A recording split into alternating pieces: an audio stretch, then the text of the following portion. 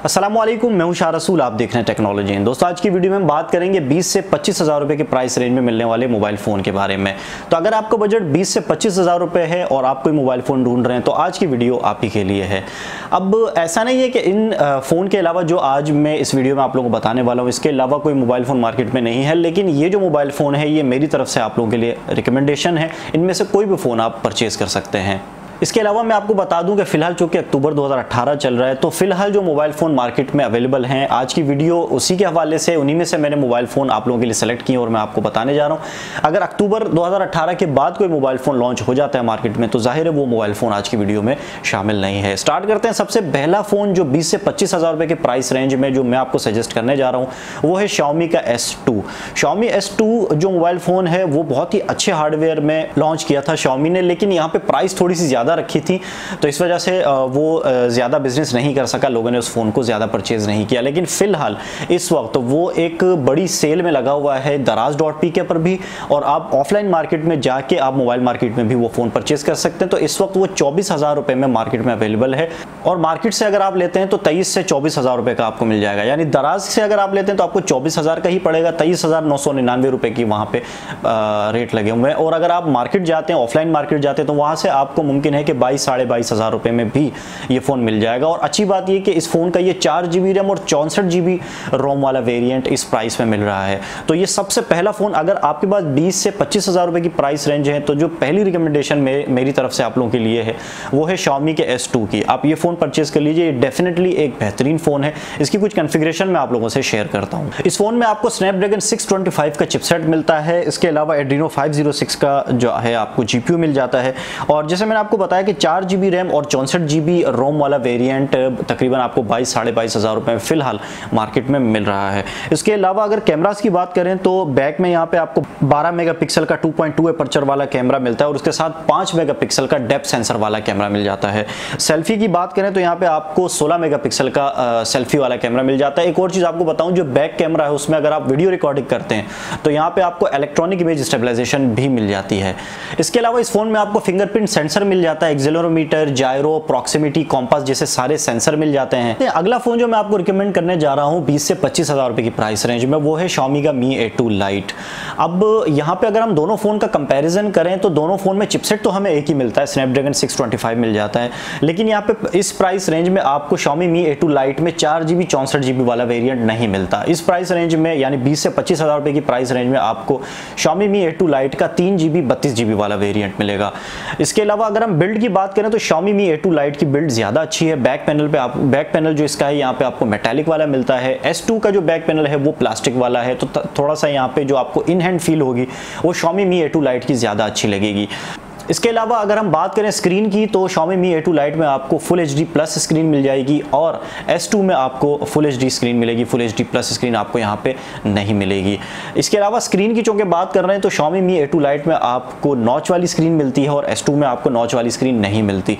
तो काफ़ी ज़्यादा ऐसी चीज़ें हैं जो Xiaomi Mi A2 Lite में अच्छी हैं, ज़्यादा अच्छी हैं, लेकिन यहाँ पर एक प्रॉब्लम है, Xiaomi Mi A2 Lite के कैमराज S2 से ज़्यादा अच्छे नहीं है। S2 जो है उसके कैमराज ज़्यादा बेहतर हैं Xiaomi Mi A2 Lite से। तो अगर कैमरा आपके लिए मतलब एक हाईलाइट है, आप चाहते हैं कि कैमरा अच्छे हो आपके फ़ोन में, जो फ़ोन आप ढूंढ रहे हैं, तो फिर आपको S2 की तरफ जाना पड़ेगा। लेकिन अगर आप थोड़ा कंप्रोमाइज़ कर सकते हैं कैमरास के साथ तो फिर आपको Xiaomi Mi A2 Lite आपके लिए ज़्यादा बेहतर ऑप्शन है। एक अच्छी परफॉर्मेंस, एक अच्छी बिल्ड, एक अच्छी बैटरी यहाँ पे आपको मिल जाती है। स्पेशली जो फ्रंट कैमरा है, सेल्फी कैमरा है, यहाँ पे आपको S2 में जैसे मैंने आपको बताया 16 मेगापिक्सल का सेल्फी कैमरा मिलता है, और Xiaomi Mi A2 Lite में आपको 5 मेगापिक्सल का सेल्फी कैमरा मिलता है। तो सेल्फी कैमरा जो Xiaomi Mi A2 Lite का है वो तो बिल्कुल ही मुझे अच्छा नहीं लगा। S2 का काफ़ी हद तक बेहतर है, और बैक कैमरा तकरीबन सेम है, लेकिन वहाँ पे भी S2 की परफॉर्मेंस मुझे ज़्यादा बेहतर लगी है। आगे बढ़ते हैं, अगले फ़ोन के बारे में बात करते हैं। मज़ीद जो मैं आपको फ़ोन बताने जा रहा हूँ वो ओप्पो के फ़ोन है, जिसमें से एक हमारे पास ओप्पो A3s है और दूसरा हमारे पास ओप्पो A5 है।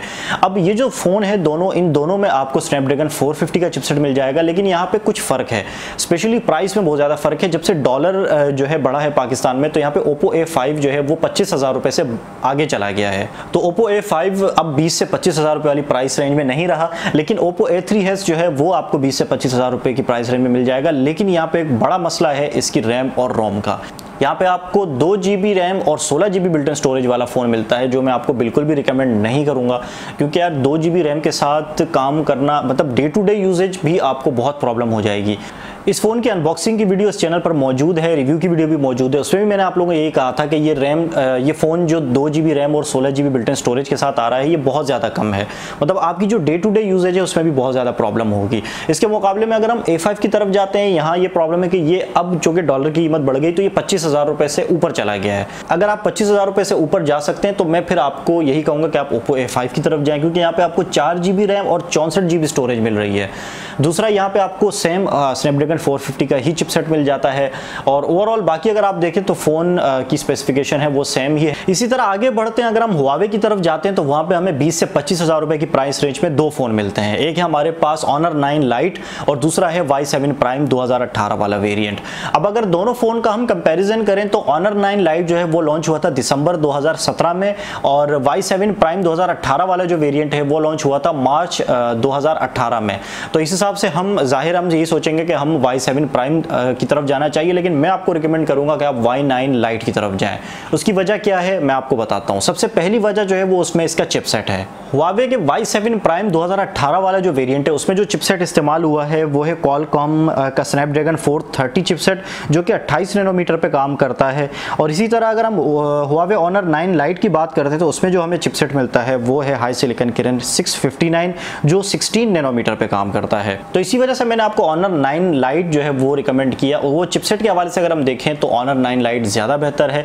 अगर इसके अलावा अगर हम बिल्ड की बात करें तो Honor 9 Lite में आपको बैक में ग्लास मिलता है। इसके अलावा Honor 9 Lite में आपको कैमरास भी ज़्यादा बेहतर मिल जाते हैं, और यहाँ पे आपको स्क्रीन भी ज़्यादा अच्छी मिलती है, आपको HD+ स्क्रीन मिल जाती है, फुल HD+ स्क्रीन मिल जाती है, जबकि Y7 Prime 2018 में आपको सिर्फ फुल HD स्क्रीन मिलती है।